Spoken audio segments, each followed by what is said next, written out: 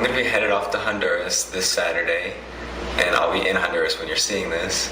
And I went there last year, and it was probably the single most life-changing week of my life. I saw a ton of stuff that really changed my worldview and the view on just how I see everything. I saw people that work in a dump and dig through trash every day for less money than they make less money than you would spend on a trip to McDonald's with your family. And the kids there, they don't really have family, so it really made me appreciate my mom and dad and my sister that I claim most of the time. And it's just a big eye-opener because they don't know what it's like to have a loving family. They really don't know what it's like to have friends that they don't live with. The kids they live with in the orphanage are their family. And it's just a big eye-opener because it's so different from anything we have here. There was houses that are made out of pallets and just trash. I saw houses they considered that I wouldn't consider, I wouldn't let my dog live in. It was just awful. It's amazing how much different a country a few thousand miles can be from what we have here. It makes me realize everything we have and everything we need to be appreciative of. And I'm headed back this year because last year I kind of took it as a learning experience of learning all the things I just said. And this year I kind of really want to make a bigger difference and have a more personal relationship with the kids and with the people we talk to in the food ministry and the people we meet at the dump when we feed them a hot meal and some cold drinks. I think the biggest thing is I realize how lucky I am to have a family, a house, and food on my table every day. And I'm not as materialistic as I used to be because I used to really care about my clothes and my shoes and stuff like that, but I don't much anymore. I care more about people. I've kind of shifted my perspective.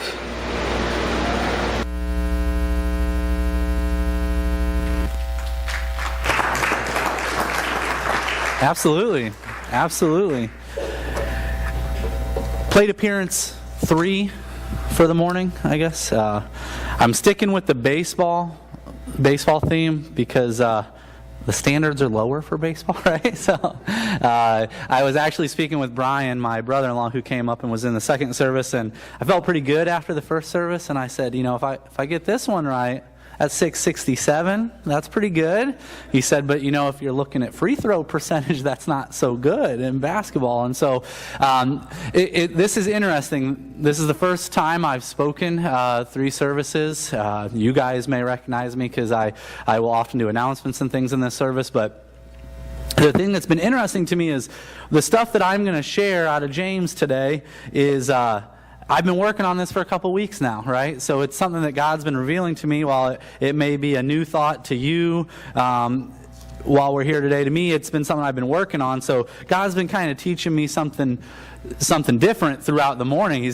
I've had multiple people that have come up and they've wanted to pray over me, and almost to a T, every single one of them have prayed to God, and I agree, this has been my prayer, that the words that I speak today would be from God. They wouldn't be my own words. And so that's been held true, but God's been teaching me humbleness and reminding me that they are His words, because every service I've done pretty good. I'm happy with this. And then God does something. So in second service, it was Brian mentioning Shaquille O'Neal's free throw shooting percentage to me. That kind of got the hands clammy again. And then this service, my wife is in here. So as many of you guys that say, you did good, Michael, this afternoon, if she gives me a couple pointers that are a little bit stronger than what you nice people are saying, that's going to hurt a little bit, right? So I've got the clamminess is back, and I've shared with both services so far this morning.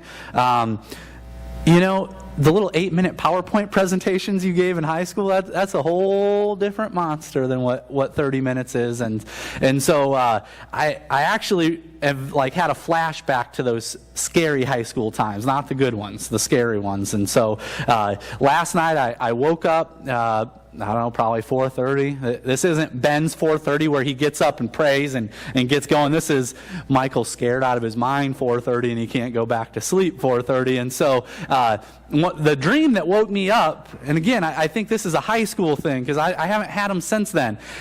I somehow showed up at church and just just some athletic shorts and a t-shirt ready to give the sermon. Where does this stuff come from? I don't know. But yeah, so I woke up almost in a sweat thinking, I've got to get my clothes ready because I cannot mess this part up. That'll be a deal breaker from the get-go. And so as we get started, that's been something that God's been working on for me today. And so I've got a couple promises for you and a request as we start this morning. Promises. Yesterday, I got kicked out of my house for a couple hours. 92-degree heat. I ran through my sermon 2 times outside. 92-degree heat. I promise you, I will not sweat as bad as Ben does sometime up here. Whether that's because I'm not as active as him or what, but I did pretty good in my training in the 92-degree heat yesterday. Second promise. Before first service, my mother-in-law, Lori Shirk, she comes, I'm sitting down here in the front pew, and she grabs a tissue. She says, just in case you make me cry. I am not going to make you cry, okay? It's not one of those sermons, and so I find it unlikely that you're going to find yourself pulled to tears. If you are, I don't think you're listening to me because it's nothing I'm going to say. In fact, this is a little bit of a tougher sermon to give as we're going to be talking about money. And then the request I have for you, and I've shared this with both services, both times, 92-degree heat, 32 minutes, within 30 seconds, plus or minus, both times. I've got 32 minutes of material. If we are done in 15, I screwed it up really bad. Let me know. There's 2 ways you will know if I screwed it up. If you don't hear a story about burritos, and you don't hear a story about 2-liter pop bottles, then you probably aren't understanding anything else I have to say this morning. So if you don't hear burritos first, if you hear 2-liter pop bottles first before the burritos, then we're also in trouble. So if you don't hear those 2 things, then maybe, I don't know, give me some sign language to, whether it's starting over or something, I don't know, but or call me this week. My cell phone's in the bulletin. It always is. Let me know. That's the other piece. If you have critiques, call me on Tuesday. I don't want to hear it today. I'm going to go home and rest. So let's open in prayer. Father, thank you so much for the strength that you've continually poured out into me this morning. As the first 2 services, probably the thing I worried most about was the nerves. Well, this service, it's the sense of fatigue. And while you're building in me appreciation for what Ben does every week, I would just ask that you would give me the strength to get through the 3rd service. And that, again, I would request, as I have been all morning, that the words that I have to share, the words that you've given me and the revelations you've given to me through my study in James chapter 5, that they would be communicated well. And if I were to offend, or if I am to mess something up that you've given to me, that your miraculous power would make those things whole to these people, that you would use these words to begin working on the individuals in this room's hearts who need to hear these the most diligently today. And so, again, thank you for using me this morning to teach a little bit about what you would have for us. In your name we pray. So, to get started, as a recap, last week Ben brought us some teaching on living in today, and out of James chapter 4 and some other verses in Matthew, it kind of very much this stuff works together, how we shouldn't be caught up in worry about today or about tomorrow. We should be focused on seeking after God's righteousness and seeking after Him every day, and then we know that He will provide just like He does for the birds of the air, right? He will clothe us, and He will feed us, and He will shelter us. And so we should not be caught up in worry. Well, as we transition into James chapter 5 and we talk about appreciation, we should acknowledge that these verses, they are a primary tool that can screw up what we learned last week, right? Money, which is going to be the focus of today's sermon, not the giving or tithing of money to the church, but just our attitudes towards the financial blessings God's provided us. That can mess up our ability to live in today. Because money helps us wrest control out of God's hands and puts it into our hands by having enough money to pay for food for tomorrow, to pay for shelter tomorrow, to clothe ourselves for tomorrow. And so if we have enough money, we don't have to depend on God for those things, correct? Right? I mean, if our retirement account is big, we don't have to worry about how we're going to get through those things. And so as we go into that, I want us to recognize that if we screw up the teaching today, we also are screwing up the teaching we had last week. And so let's go ahead and jump into James chapter 5. We'll go verses 1 through 6, if you could follow along with me. Now listen, you rich people, weep and wail because of the misery that is coming upon you. Your wealth is rotted, and moths have eaten your clothes. I think it should be notated here, a quick aside, in Matthew that we heard Jason read to us just a little bit ago, the terminology sounds very similar, correct? And so we know that James is operating out of that worldview when he speaks to this. Your gold and silver are corroded. Their corrosion will testify against you and eat your flesh like fire. You have hoarded wealth in the last days. Look, the wages you failed to pay the workmen who mowed your fields are crying out against you. The cries of the harvesters have reached the ears of the Lord Almighty. You have lived on earth in luxury and self-indulgence. You have fattened yourselves in the day of slaughter. You have condemned and murdered innocent men who were not opposing you. And so, as we read that, I think there's two things we need to acknowledge. One, it'd be real easy to read that last verse and say, I haven't condemned or murdered those who have opposed me, so this isn't relevant. I think we all can accept that that's not truth, right? And so then the other thing we need to acknowledge for those who've studied in James before, if you keep reading into verse 7, in our Bibles today we have these little subheadings, and we'll talk about patience next week, but this would have been a direct reading. In verse 7, he switches over and he addresses his people by patience, then brothers. And so what we know from verse 7 is that verses 1 through 6 were not aimed at Christians when he wrote this, or he wouldn't have needed to do the change in who he's addressing. So why am I up here bringing you verses 1 through 6 if it's not written to Christians?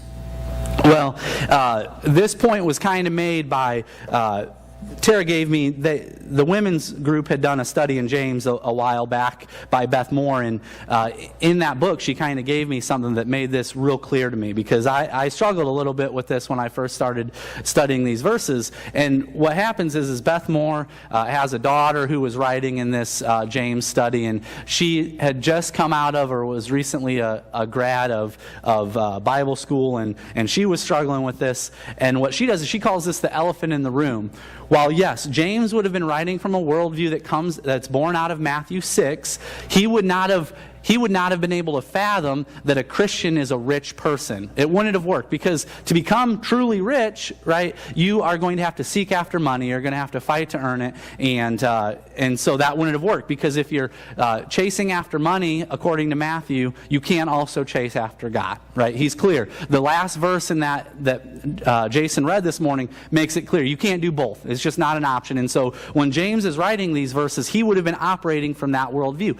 You can't be a Christian and be worried about accumulating wealth and so on and so forth. But the problem is that Beth Moore's daughter points out is, it's just not true where we stand today. That's just not true. The American church, the Western civilization church, we find ourselves 2,000 plus years later in a position of privilege that's unlike the majority of God's kingdom, His global kingdom. And as Christians, we need to have a global perspective, right? Because all of God's people are His people. It doesn't matter what borders they find themselves in.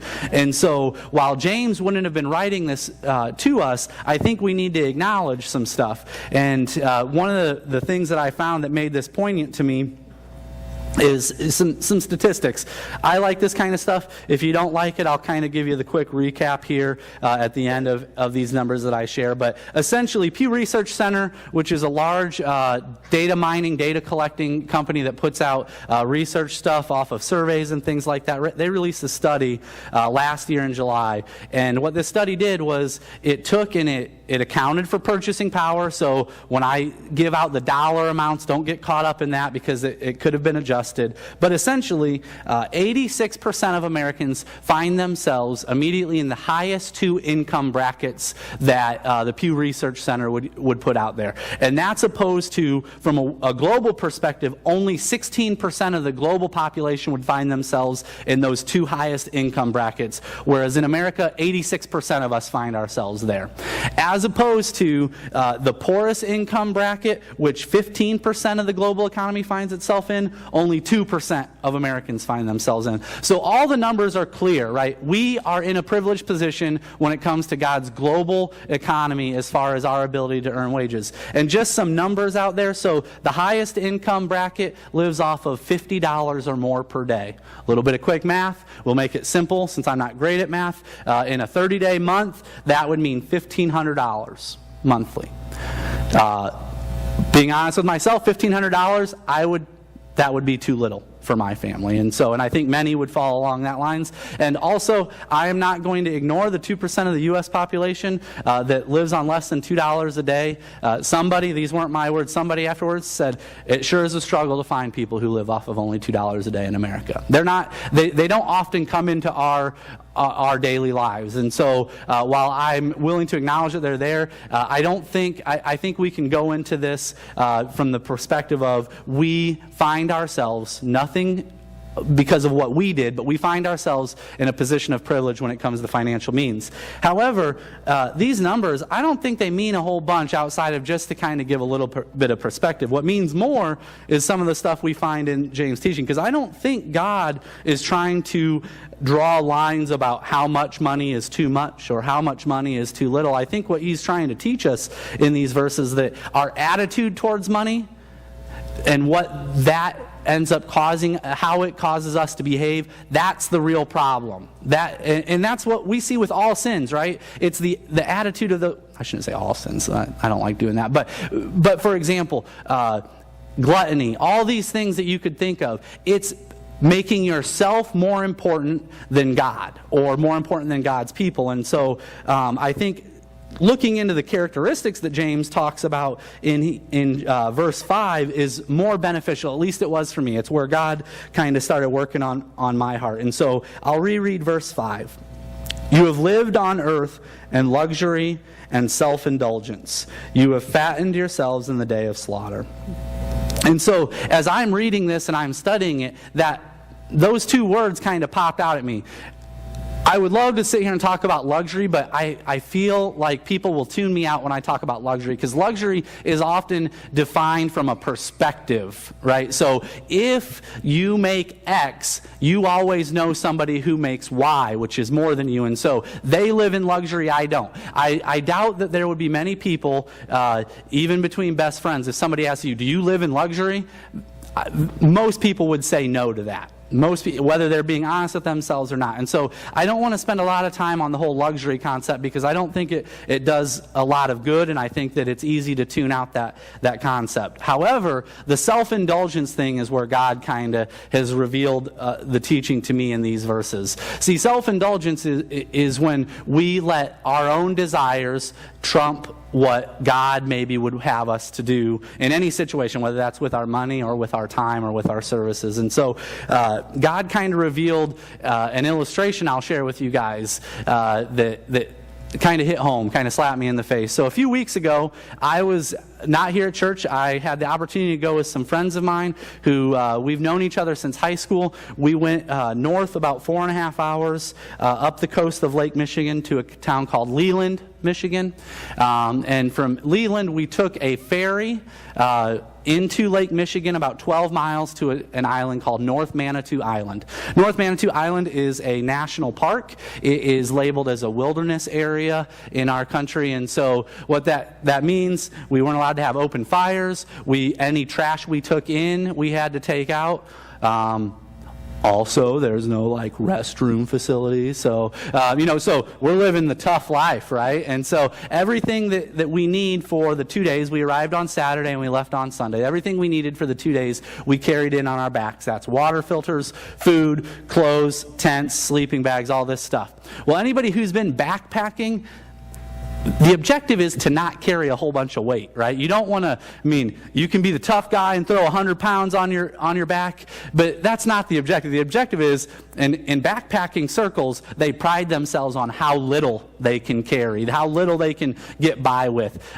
Ridiculous stuff, filing their toothbrushes down to nothing so they're, just barely getting at it or whatever, and all these things. Well, one of the biggest places you can minimize weight is in your food, right? Backpackers aren't carrying T-bone steaks snacks in their pack or anything like that. They're trying to carry dry goods that won't spoil and are fairly light. And then kind of one of the commandments of backpacking is don't leave the wilderness area with more than 1 day's rations left over. So you're trying to get this just right to where you only have enough more than what you need in case something goes wrong, right? You don't want to be carrying all this extra stuff. And so what that means is we're carrying stuff like granola bars, Nutri-Grain bars, beef jerky, those kind of things. One of the members of our group, enterprising members of our group, we'll say, you can listen to the sarcasm and the enterprising, I guess, is fair. He gets this brilliant idea. He takes a military ration bar. I don't know if anybody's ever seen one of these. It's essentially like this block about like this of highly condensed nutrients. To me, it's more like sawdust, and they throw in a little flavoring, right? So he takes this bar, and that's what he's going to live off of. And by the time we got out, he quit eating the dumb military ration bar because he was just waiting for food that he knew was coming in a couple days. And the flavoring of that particular bar was apple cinnamon, and he has now sworn off apple cinnamon flavored items. He cannot eat them. And so these are the type of things we decide to live off of for 2 days. And so we do that. Monday morning comes, we know the ferry is coming at 11 o'clock. Guess what? We're not eating lunch on this dumb island, right? That becomes apparent. The topic of discussion Monday morning, after spending the last 2 days hiking anywhere from probably 18 to 25 miles, not getting a shower, so some would think maybe we should have been, we didn't really care about how we smelled, to be honest. Our topic of conversation is where am I going to eat lunch when I get off that ferry, right? This simple fare had not been enough in our minds, and so the topic comes up, you know what, we can make it a little bit farther and we can go to Traverse City, Michigan. Anybody who's, Traverse City, Michigan is kind of a tourist town, and so like any great tourist destination in the United States, any food you want can be found there, right? Any fast food joint, whatever it is. And so we decide, I had a huge portion in this. I fought for Qdoba, Mexican restaurant grill, whatever. I don't know their exact name, but Qdoba. And for who's been to Qdoba before, I guess? Show of hands. Okay, so those who haven't, Qdoba is essentially a Subway for burritos, right? So, and the reason I wanted to go to Qdoba is because they have a magic machine there. I think it's magic because I've never been able to replicate it. So this magic machine, they grab the tortillas out of, they've steamed these tortillas, so they're super pliable, meaning you can shove more than you think is possible by the laws of physics into a burrito. You can get... Guess what? We decided we were going to break those laws of physics, and we were going to get so much in those burritos that you couldn't close it. Sure enough, chicken, yes. Steak, yes. Brown beans or black beans, both. Brown rice, white rice, both. Guacamole, sour cream, all these other vegetables. Sure enough, I succeeded in my goal walking into Qdoba. They could not shut the burrito. So I don't know if it's a burrito anymore or if it's a taco. I don't care. But they are also smarter than me, and they've encountered my kind before, and they lay it out on a tinfoil square. So they can still close it, and then you can deal with the mess when you open it yourself. That's on you. And so they wrap it up tight or whatever, and I can see that stuff's already fallen out of the top of it. But I don't care. I grab my drink, I sit down. Within 7 minutes, all 5 of us consume burritos as big as our heads, basically, right? There was no talking. That was not allowed at this point. We were playing up the starvation concept, right? No, all that matters is food. That's all that matters. Well, so as I start studying this shortly after, God kind of threw this in my face, right? Because not only had I eaten the burrito, I made the...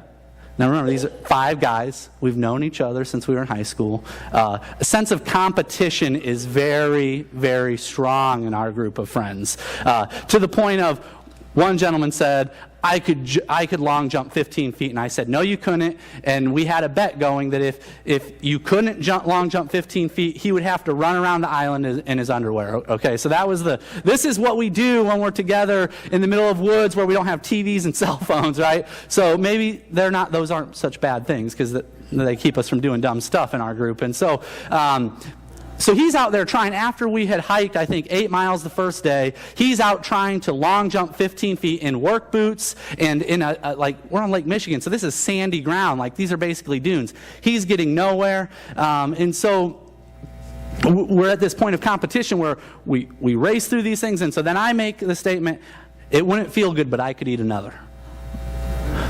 They didn't call me on it, so I'm lucky. And so I didn't have to prove my boasting, but so that line starts going through my head as I read this scripture. And as you get to those words about self-indulgence, there's nothing more self-indulgent than thinking, in the position I was operating from, that I'm entitled to this burrito, right? And so God keeps working on this same illustration over the whole time that I'm studying these verses in James, and he makes it clear to me, how many people did you pass in that 30 miles to Traverse City that wouldn't even be able to afford to put food on the table that night?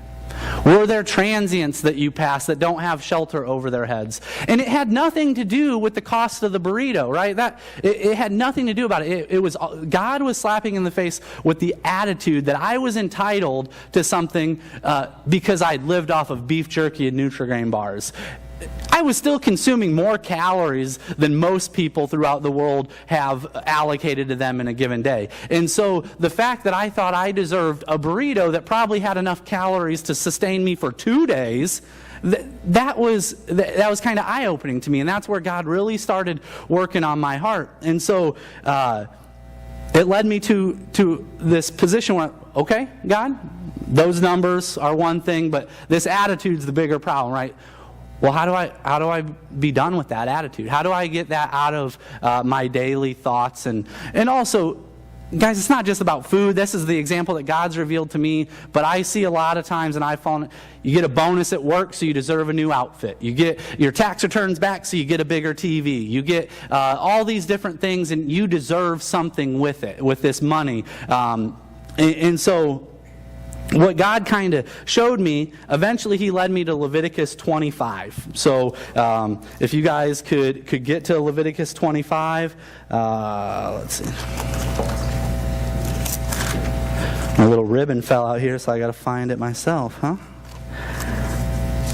Okay, and so in Leviticus 25, it's not, I think you guys are going to be familiar with some of the language that's in there, and we won't get to it. But in Leviticus 25, it tells us what a Sabbath year is, right? For the farmers in the room, they may be more aware of this, but that's in every 7th year, you let your fields lie empty, and you depend on God for the harvest from the 6th year to supply you through that 7th year. And then it talks about the year of Jubilee, which is the 50th year, and what happens in the year of Jubilee, how some people are made free if they've been indentured and things like that. And then it also talks about the way we transact land between believers, how you charge for that land, the expectations of how you sell it back to somebody if you bought it to them because they could not afford it. And so all these things, it's typical Leviticus type teaching, right? A bunch of rules lined up. The problem is, I think we skip over the most important part of this, and this is what God revealed to me. It's just in the first 2 verses. It says, in Leviticus 25 verse 1, it says, "The Lord said to Moses on Mount Sinai, speak to the Israelites and say to them, when you enter the land I am going to give you, the land itself must observe a Sabbath to the Lord." So we also need to remember in that context, right, their daily provision of food was coming from manna, right? That God was providing for them already in that nourishment, sustenance. But then he also then tells Moses, here's all these rules about how you're supposed to treat the land I give you. The reason he gives the rules is because he's saying, it's not your land. It's my land. I'm entrusting it to you. And while they're talking about specifically land, remember, in the ancient world, the amount of land you owned, those kind of things, that represented your wealth, right? It wasn't about how many dollars you had. It was about how many head of cattle, how many camels, how much acreage you had, and what that provided for your family. And so I think as we examine this, and what it did for me is it kind of slapped me in the face with, the money's not yours anyways, right? So just like the land wasn't the Israelites, it was God's, and he was giving them, and he was telling them, here's how you should use it. Our financial blessings that come from God, they're not ours. We can talk about tithing and how you're expected to give a percentage of that back, but all the teachings on tithing also acknowledge that the rest of it's not yours either. It's just what you've been blessed with. And so God starts to reveal this to me, that the first step in getting out of this position of ambivalence where you don't notice what's going on around you because you're so consumed with how you're going to either acquire wealth or how you're going to spend the wealth you acquired, the first step is to recognize it's not because of you anyways. And I think, and what I've said in both services is we've got that wrong in America because this whole concept of the American dream. If you find yourself in a situation of poverty or on the lower end of the socioeconomic totem pole, then if you work hard enough, if you sweat enough, if you bleed enough over your work, then you will acquire enough stuff to pull yourself up by your bootstraps and move on to the next thing. That's just anti-biblical. I mean, that's not the teaching we have in the Bible. The teaching we have in the Bible is all those things are given to you by God. They are a gift. And so, and I think that's a really hard pill for a lot of people to swallow, especially people like me. Growing up, I didn't have a lot of money. My family didn't have a lot of money. And so I find myself falling into this trap where, well, I deserve this because I've worked hard enough. But even just if we go back to that Pew Research study, what did any of us do to be born in America, right? This country that we already have a step up above most other countries in the world, especially third world countries where we go to serve oftentimes. We automatically are a step up above the rest of God's kingdom, just simply because of the opportunities that are presented to us in America. And so that was one thing that God revealed to me through Leviticus is, listen, you didn't do anything to get you to where you're at. I orchestrated your life as one of my people to put you in that position. And it's even more specifically to that, in my life, what found us back in LaGrange County about 8 years ago, I was working down in Indianapolis, and we had our first child, and we were trying to decide, or we had decided we want to raise our kid back home. But Michael, your bachelor's degree in business management doesn't do a lot. I mean, that doesn't get you real far a lot of times. Tara's degree in nursing, she could get a job at any hospital, at any doctor's office without too much effort, and she did. She was able to get... we moved back up here because of me, but she was able to get that. But for me, it was, Michael, you need to find a place where you can make enough money to help support our family. And so we're on hold until that happens. Within a month, God orchestrates this deal where I get a call from one of my college roommates who'd been at Anderson with me, who was back up here. He was originally from LaGrange County. He calls me and says, hey, Michael, I know you shared with me at some point you guys would like to move back up here. We're looking for a salesperson at this place. The general manager of the facility I work at, Pallet One, is actually the older sister of the best man at my wedding, so she knew me already, and everything was like, a greased chute, smooth. I went out, did my interview, moved up within a month of that, like around July 4th. We were in here by the second week of August. And so all that stuff was God orchestrating and blessing us with this ability to be back at home. And so as much as the things I do at work, I feel like sometimes I get caught up, well, I earn those things. Even just that memory lets me know that God has placed me into this position. And so God has put me in a position where I earn the income that I earn. And so as I've realized this more and more over the past couple weeks, that it's God's orchestrating that has put me in this position of financial blessing, then another question pops up, right? That's how, as you start to learn and God starts to reveal His plans for you, more questions keep coming. So the next question is, well, what am I supposed to do about it? What if I get to this point where I do appreciate our faith in action, if I'm ready to appreciate the way that God has blessed me financially, then it should create an action on my part. I should be ready to do something if I'm operating from this place of appreciation, because it's not mine. Whether I tithe or not, and if I do beyond that, how do I continue to show appreciation for the way God has blessed me financially, or with time, or with any number of blessings that you could call out? And what He started revealing to me was a couple different things. First relates to what Eric shared with us in the video. There is nothing that will shake you out of ambivalence to God's kingdom than going to a third world country and serving there. You cannot sit there and think that my cell phone service isn't good enough. I don't have enough data, to do all the internet surfing I want. I don't get to eat what I want. And you can't have that perspective when you're sitting there in a third world country serving people who are happy with the beans and rice you've brought down. Or for those who have packed or for Feed My Starving Children, right? You've seen those meals that we generate in that packing program. You cannot be but appreciative when you see that this is what they eat. Essentially what comes out as a gruel or a paste. And this is what they're sustaining themselves on. And so I think that the single best way to shake yourself out of ambivalence and help get to this point of appreciation is to go on a mission trip. And I would love for it to be to a third world country. My family will always have kind of worked into our belief system a trip that Tara took when she was a senior in college.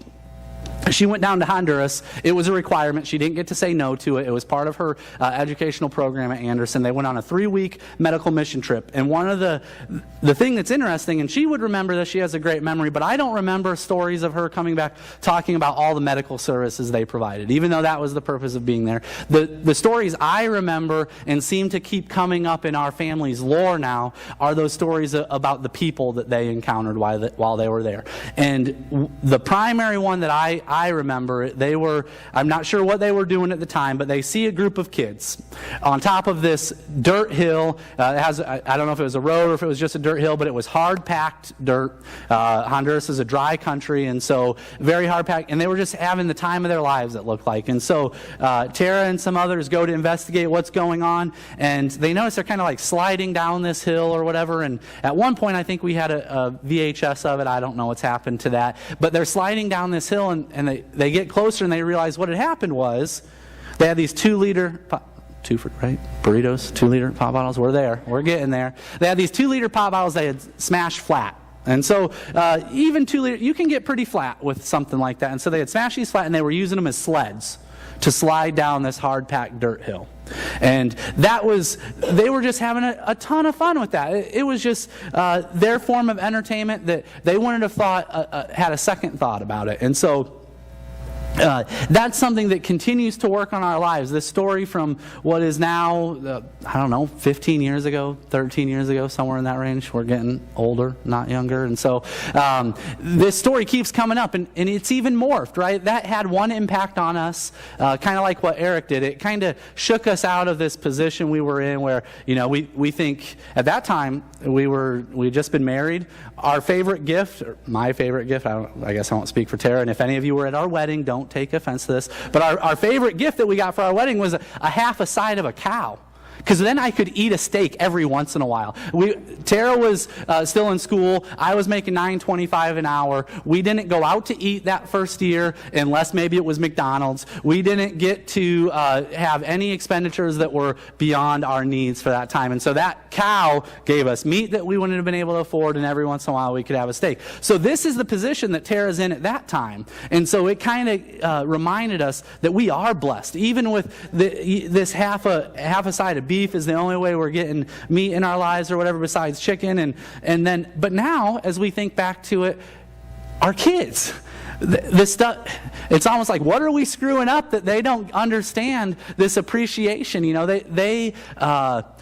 Their birthday day, we just lavish them with activities, gifts, things like that. The next morning, they're wondering, where's the next thing already, right? And sometimes they surprise us. Any parents know that sometimes kids can be the most generous group ever, but then other times they make you want to pull your hair out because they just don't get the way that you've tried to bless them with things. And so that I think is the first way that you can go about being shaken out of your ambivalence. The second thing is there are domestic missions throughout our country that you could get to within a couple-hour drive or a couple-hour flight. You don't need a passport. You don't need all kinds of money to make it happen. You can do it for cheaper. My sister in high school went down into and served the Appalachian people. There are some very, very poor communities in the Appalachian Appalachian Mountains that would just kind of shake you to your core that that's happening in our own country. When I was in college, I went on a domestic mission to Racine, Wisconsin. Racine, Wisconsin at that time, and I don't know now, I haven't checked up on it, but they had one of the highest per capita instances of prostitution in the country. And drug abuse, like we would know, goes very heavily along with that. So when we get there, we had this idea to work on this building that somebody had bought, we knew of. They had purchased this building. And we went into, we'll just start repairing it, move it closer to, the purpose was going to be a local mission for transients in Racine, Wisconsin. Well, when we get there, our plans changed pretty quick, because what we realized was kids were attracted to us. These grade school kids, they realized there was a group of college guys and girls in the area who were more than happy to give them all the attention they could deserve. And so we decided we want to actually change from being a work project to being an opportunity to get to know these kids and to pour some love into them. And so over the course of that week, two things. One that kind of just, again, shook us out of our position of privilege and into a sense of appreciation. We had to go get signatures that these kids could come and do programming with us, essentially. We couldn't do that. Obviously, that makes sense. So we had to go door to door to these kids would show us where they lived, and so we would have to go in, knock, and try to get the parents to sign. And for those who haven't been into an inner city type situation, when you knock on somebody's door, you might be very surprised at what greets you when the door swings open. Strung out drug addicts, almost totally unclothed, stuff that you would never want your kids to see just lying in the open.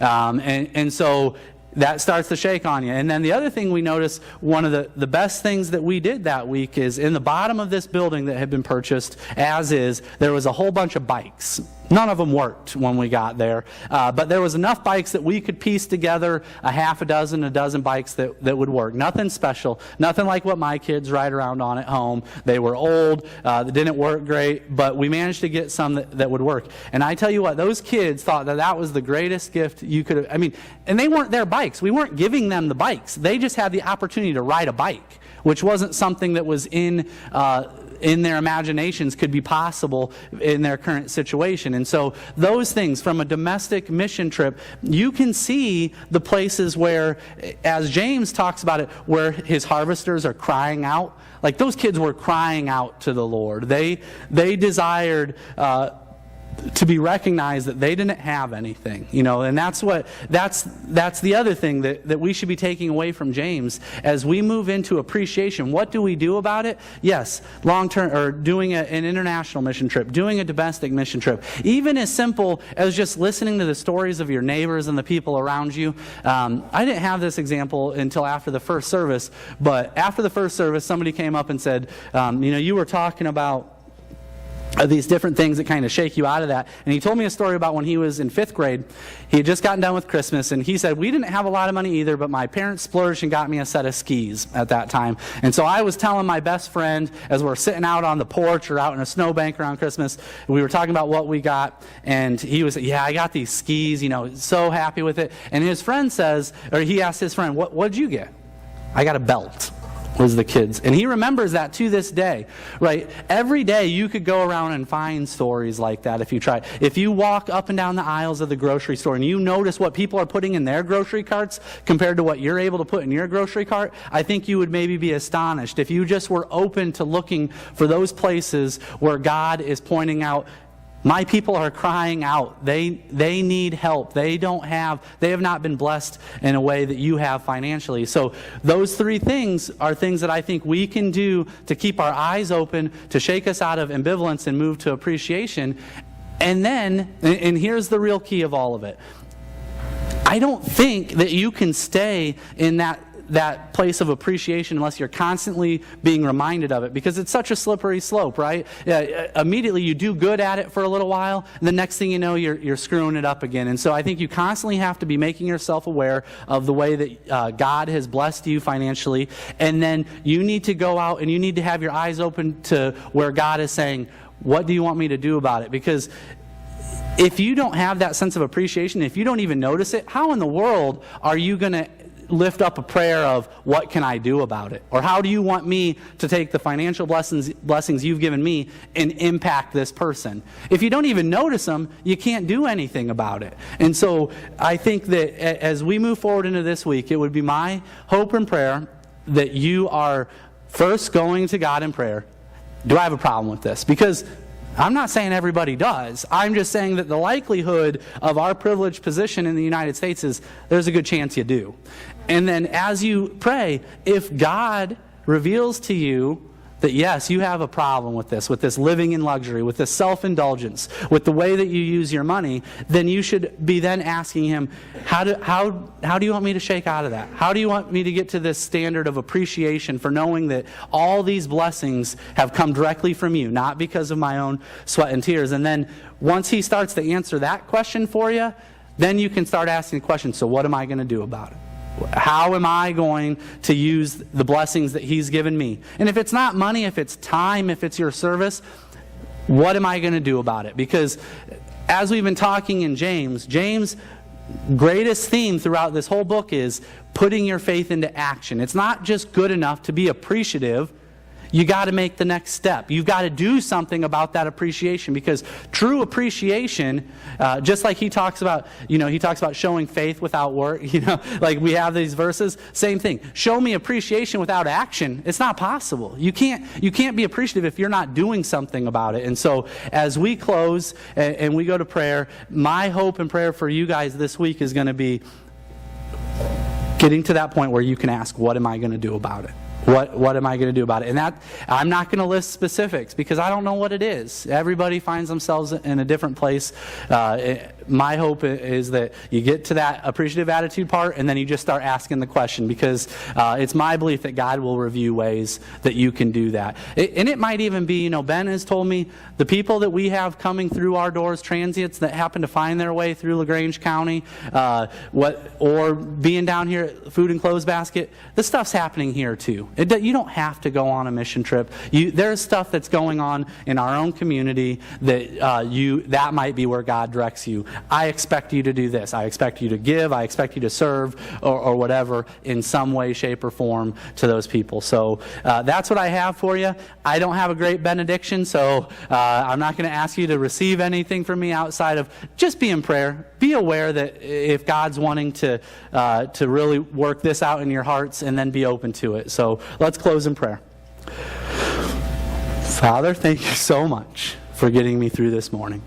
And while that's not necessarily a congregational thanks, that is a thanks from me. And so I lift that up to you. But also, thank you for the teaching that you've presented to us. And at this time and place, I know it's what you would have for us right now. And so as we mull over that, and as we go to you in prayer about our financial blessings and how we've maybe misused them, I would ask that we would have a humble heart and that we would be open to your correction in this area of our lives, and that we would be open to taking the next step, and as Ben would say, we would be open to doing the next right thing when it comes to the way that we use the blessings you've heaped upon us. Lord, as we head out into this week, may our eyes be open to the harvesters who are crying out. May we be your hands and feet to those people when it comes to taking care of them, because we know that if we don't hear their cries, then we are very much falling into the rich overseer's position, and that we will have our justice provided. And so let us do that. In your name we pray. Amen. Have a great week.